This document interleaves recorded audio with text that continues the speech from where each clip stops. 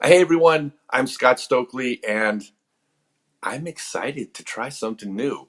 Uh, I've wanted to do reaction videos for a while, at least initially older footage from my era or before, but eventually maybe the new disc golf footage as well. I'm going to have fun, but I need you to comment below after you subscribe and let me know if you think it's interesting and if you want to see more. If you do, I'm definitely going to make more. So, this video is from the 1997 PDGA World Championships Final 9. Top 4 open players play a final 9 holes. And I was in the final 9. I wanted to win this tournament so badly. Ken had won for the previous, I don't know, 27 years, or maybe it was just 7 years, whatever it was. It seemed like a lifetime. Ken had been winning the World Championships every single year. And back then, we played 9.5 rounds over 5 days. And after 4 rounds of this tournament, I was in first place. And the beginning of the 5th round, I had a terrible front 9 at Hornet's Nest and basically kind of dropped somewhat out of contention at that point. But I was still hanging in there with a close battle for second place. I mean, it killed me because I had won everything except this tournament. I mean, Masters Cup, national titles, U.S. titles. I mean, a ton of them. Veterans Park Open, Memorial. I mean, you name it. This was the big one, the one I wanted to win. So I'm gonna watch this. I think I watched the video cassette a couple times back in 1997 when it came out, and then I don't think I've watched the whole thing since then. And I'm gonna be putting on my fancy dollar store glasses. They have roses on them, so you know that they're fancy. So let's get started.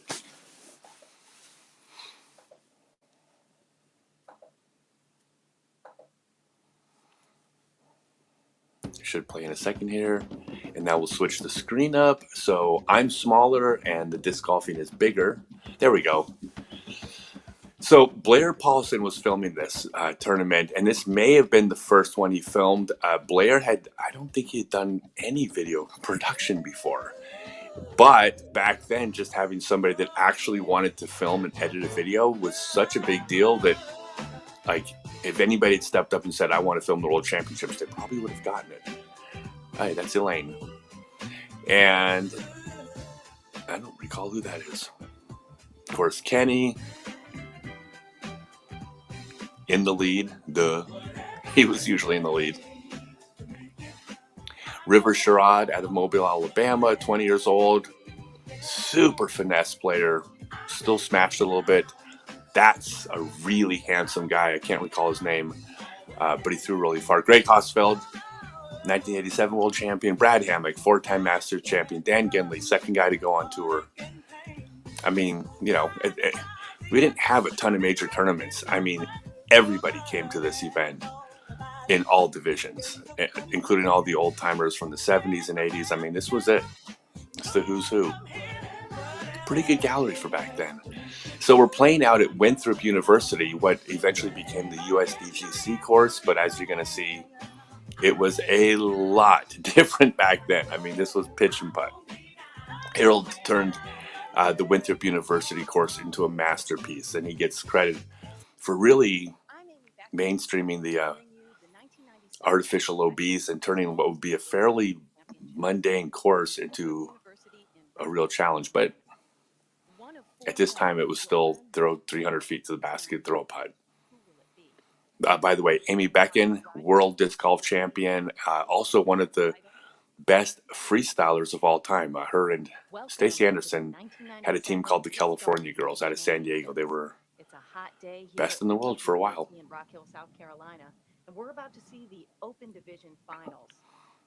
So this is the hole that is hole 18, I think, on the USDGC course, but a much shorter tee pad.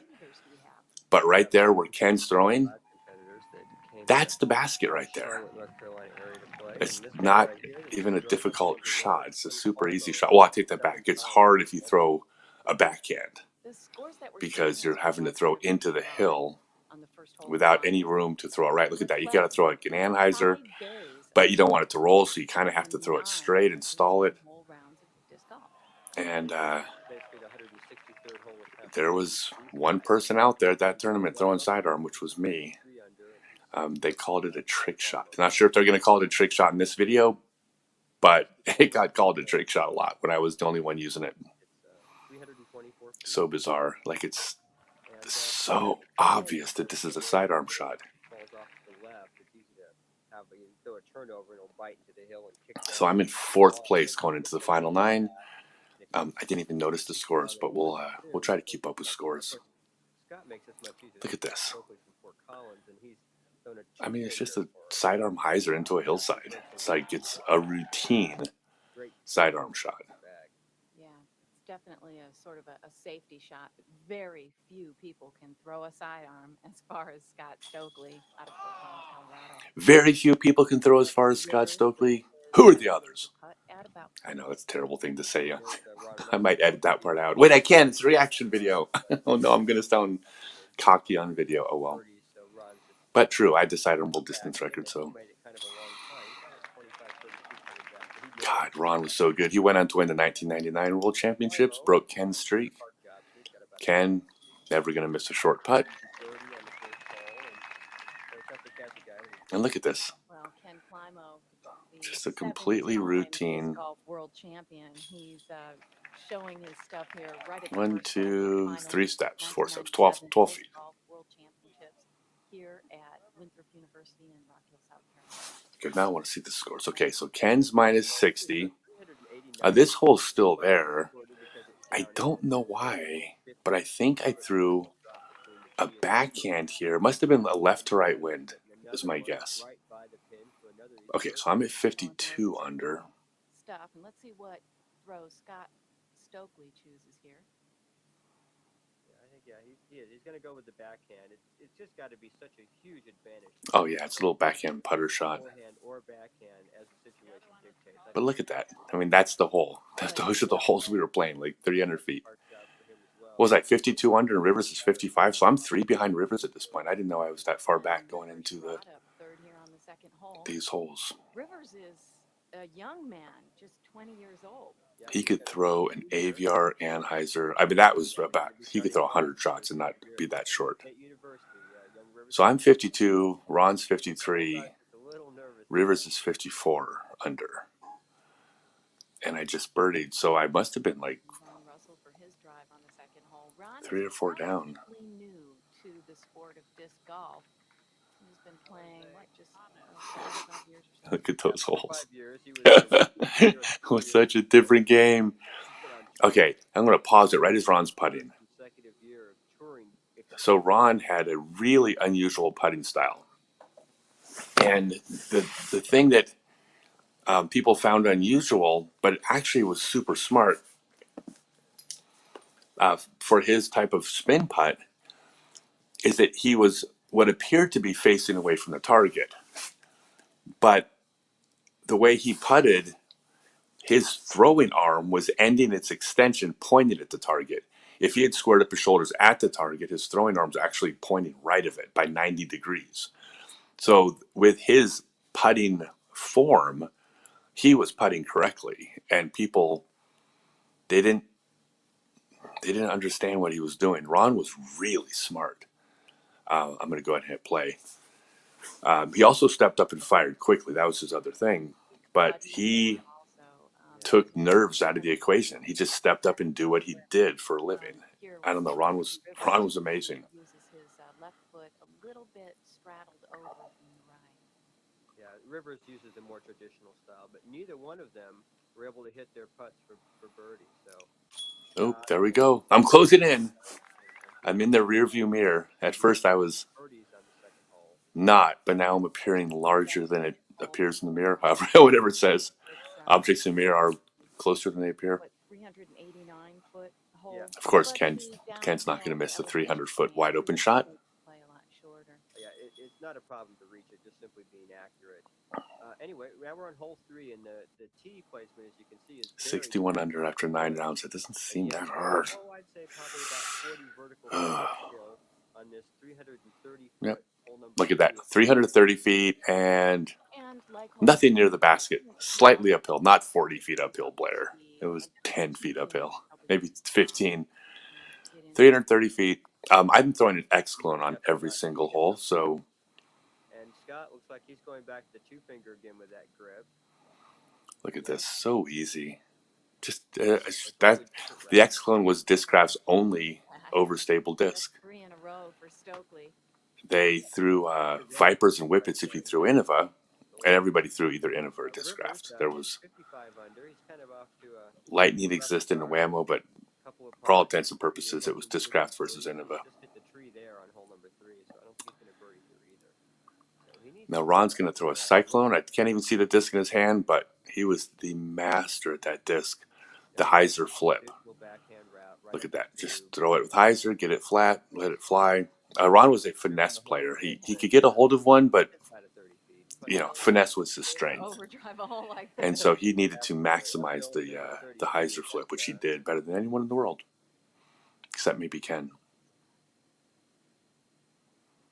Well, he's left that thing out to the right. He sure has. That was a long putt. I would say that would be about 50. Yeah, maybe even 60 feet. Yeah, that's wasn't easy. And there's Ron cashing in his birdie. Sure, he's happy to break the ice. I'm going to pause for a second here. But, So funny story about Rivers. sure he'd like that. This year, I think he was 20 at this tournament, and this year he was out at the Masters Cup in Santa Cruz, and we were down on the boardwalk, and he had heard that drinking was legal on the boardwalk, and so he he walked up to a cop and pulled out a beer. Hi, Mr. Officer, sir, and cracked a beer underneath the cop's nose. And the thing is, not only was it not okay to drink on the boardwalk, I guess he forgot that he was also 20 at the time, and he got a couple tickets. So, and to the best of my knowledge, I don't know if he ever paid him, so I don't know if he can go back to California. Rivers was the best, man. God, I love that kid. I'm gonna hit play. Get second place away from. Oh, Come on, Rivers. is looking to give second place away at this point. I just think he's nervous. And now that's a surprise. No, Rivers wasn't nervous. Rivers was so steady. He won the Kansas City Wide Open that year Final for this tournament without against all of us. Rivers was not nervous. He just didn't play well. And Ken will make his 25-foot putt. 1, 2, 3, 4, 5, 6. Feeling it on 18-foot this putt. one. And I'm parked again. Okay. Now this is the hole First on hole number 4 is that this is the par 5 that goes all along the lake and then it ends over the water at the USDGC today. But back then it was broken into 2 holes. So it was basically just a par 4. Ken throws it in the water.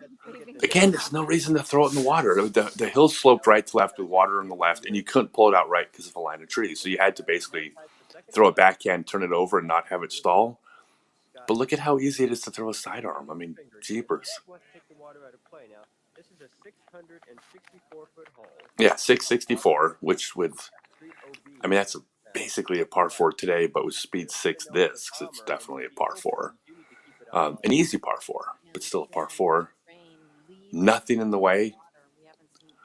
But look at this. Everybody's trying to flip over the Anheisers. I think Ron goes in the water here. Did he? No, maybe not. Maybe it's approach shot. And up last is Rivers Sherrod. I mean, he's got to be smart. No, it's Rivers. I think Rivers chucks it in. You want to show your best golf. He's got a Cyclone 2 in his hand. Look at that, though. He's gotten the nose up on this. It's not a backhand. And there it is, getting stable. And oh yeah. That was bad right out of his hand. That's too bad. So Rivers has managed to give himself a almost certain bogey on hole 4. So he's got second place slipping away from him, and that's got to be frustrating for him. He played very well to get to where he's at. Yeah, I was pretty sure at this point Rivers would win Worlds someday. I mean, he was probably the best young player in the world at this point. Ken's going to get his 4. And I throw another routine.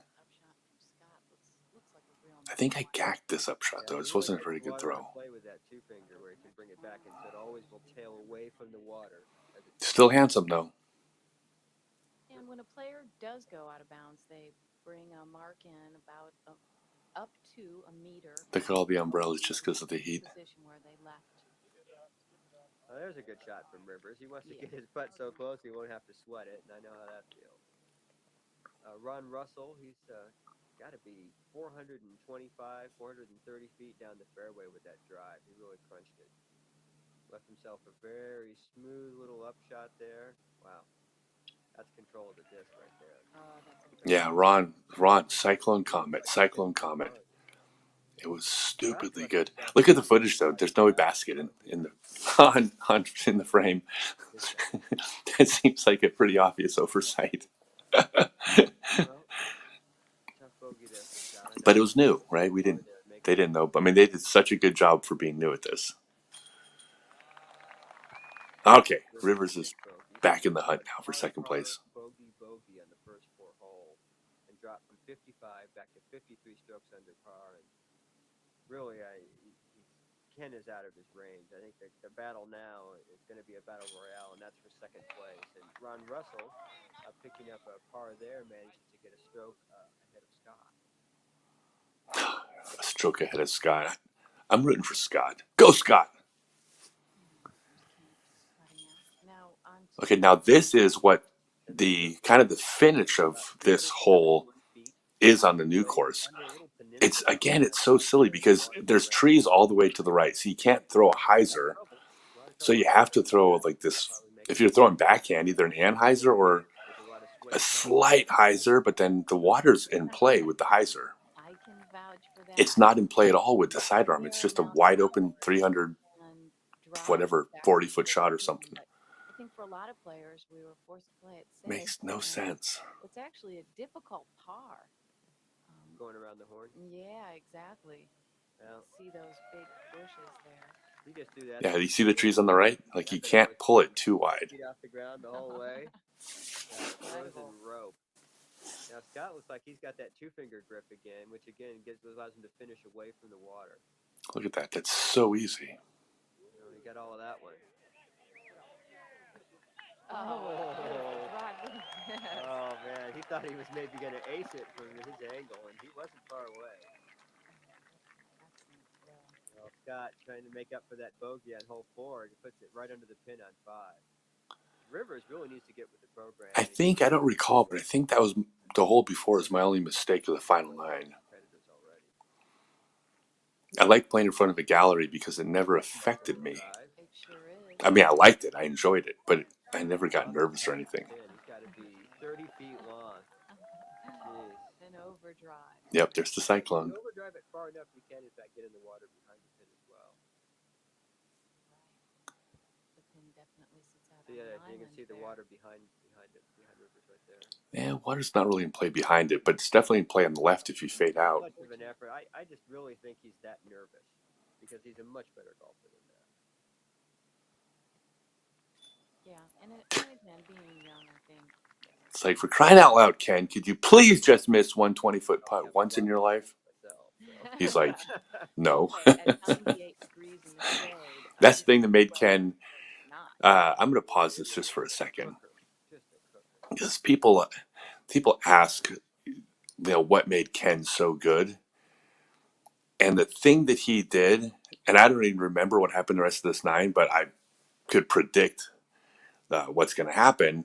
He doesn't miss easy shots.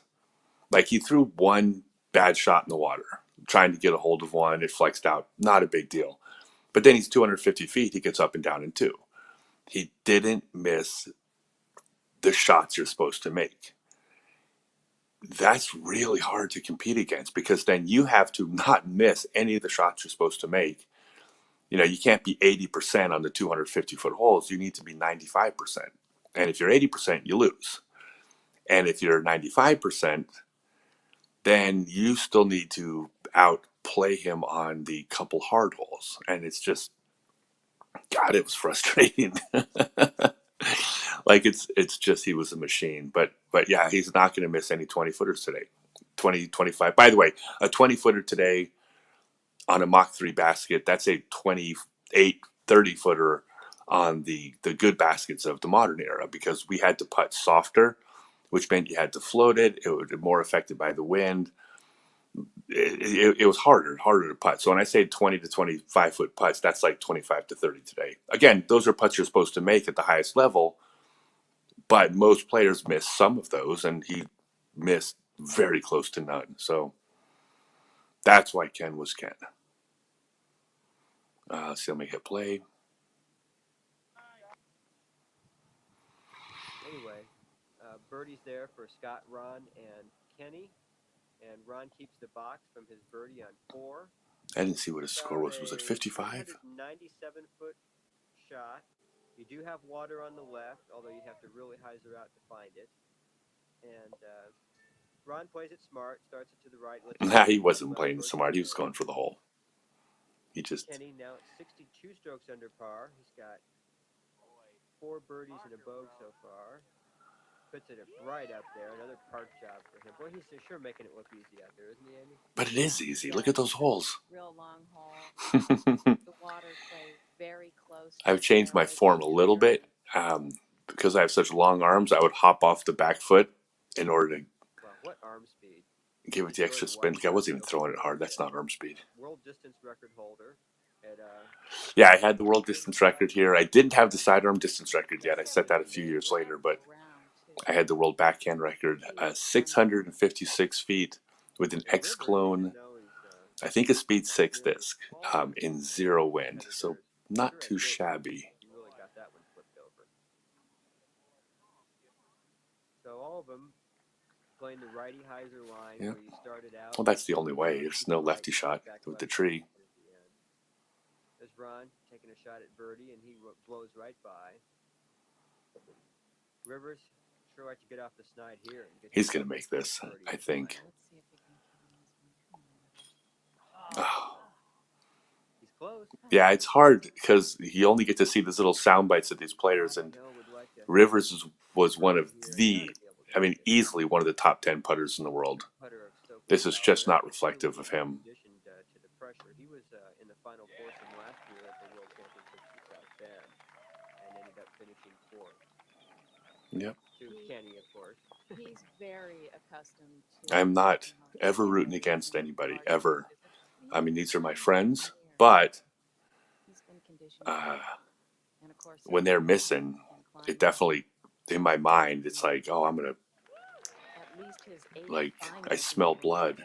Like, I'm going in for the kill. I'm like, if they had played decent, I'm not catching either of them, but they weren't on their A games. And then I remember thinking I get to, like, they're opening the door for me. I wasn't going to let it go. Look at me with my umbrella. I'm such a princess. All right, let's watch one more hole, and then I'm going to go ahead and cut and take a break, and then I'll do a part 2. Look at this. This is a hole. It's like 300 feet. The obstacle is a telephone wire. Like, there's literally not a single thing between the tee pad and the basket. Like, there's a telephone pole, I think, on mine, I believe, but it's not really in play. Look at this. Let's see. Yeah, look at that. I just throw right over it. So silly. Just making it look like child's play out there. Beautiful drives. Fabulous. Oh, look at everybody wearing white. I guess because it's hot. He's been on tour so much, I think he's probably forgotten That's a where his risky home shot is. that he just took. Oh. Oh, I can't believe that stopped. I can't believe that came to a stop. That's not only I think he's going to make that, too, if I remember. No fun. It was like pea soup to me. I'm sure it's water. Now, Rivers is throwing him. I think it's a magnet. To avoid the wire there. That almost went in. Overpowering it. Gotta be 32.5. Look at Ron. Watch, he's going to step up. He's going to bang this. I think he'd like to put one underneath and just get a decent birdie. With Ron's putting form, Look at that. Great. Beautiful shot. 5, 6, 7, 8, 9, 10, 11, 12, 13, 14. 45 feet. Not too shabby. Rivers got to start making them. There's no way he's going to keep missing. See, that's what Rivers' putt looks like. I think he finally relaxed a little bit. wanted to at least hit a one putt sometime during this final. At least a one A putt. lot of friends in the gallery. There's Kenny. That's the thing, though. I don't think he was nervous, but it was his first time in front of a gallery like this, and 7 holes of the I mean, maybe it did affect him. I don't know. How do you reel a guy in when he's doing that? Yeah, tough to beat. Had to do it earlier.